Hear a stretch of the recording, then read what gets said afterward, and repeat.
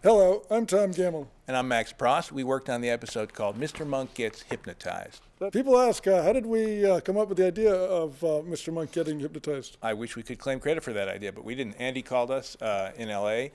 To come work on another episode. This is an idea that the show already had, Andy and the writers, and I think Tony Shalhoub himself had wanted to play, have something happen to him where he gets to act like a child on the show. Now, those of you who visit this website will remember us from last year. We helped write Mr. Monk and the Naked Man, which had similarities to this if you're writing an essay, because it's Mr. Monk not acting like his normal self. Yeah, this is our second, Monk acting differently than Monk is supposed to act episode.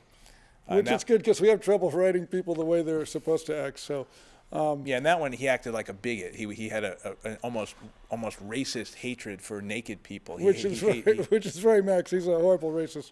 And in this one, Monk acts like a little immature kid. Is Monk easily influenced when he's hypnotized? Well, you have to be easily influenced to be hypnotized to begin with.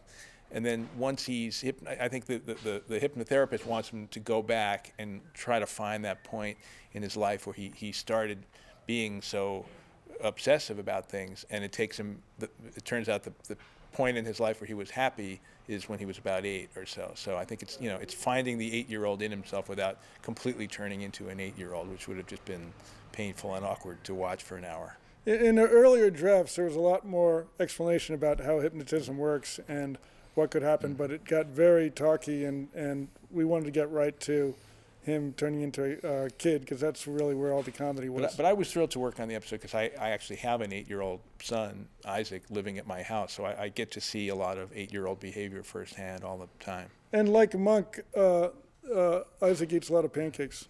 I think Isaac actually wrote the pancake beat. Eats a lot of pancakes, likes frogs, all that kind of stuff. There's actually one 8-year-old beat that I tried really hard to work into the thing, but there wasn't any space for it, where I found that an 8-year-old boy is constantly asking me to take him to the bathroom, even if it's right there, you can see it. Well, come with me, I'm afraid. We thought Monk begging Stottlemeyer to keep taking him to the bathroom would be really funny, but there was no spot for it in the show.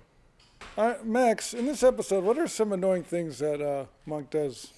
Well, he's only the Monk we know at the very beginning of the show and the end of the show, because he's annoying as acting like an 8-year-old for the bulk of it. So at the beginning, I think originally there was a beat where he's obsessive about the crime scene police tape. Right. But that was changed. I think Andy had a better idea, that he annoys everybody by failing to be astounded by a rainbow. At the beginning of the show, everyone on the show, there's a beautiful rainbow, and Monk just doesn't get it. What's everybody staring at? So he has a complete lack of childlike wonder at the beginning, and then at the end of the show, he fails to be amused by this beautiful little bird's nest.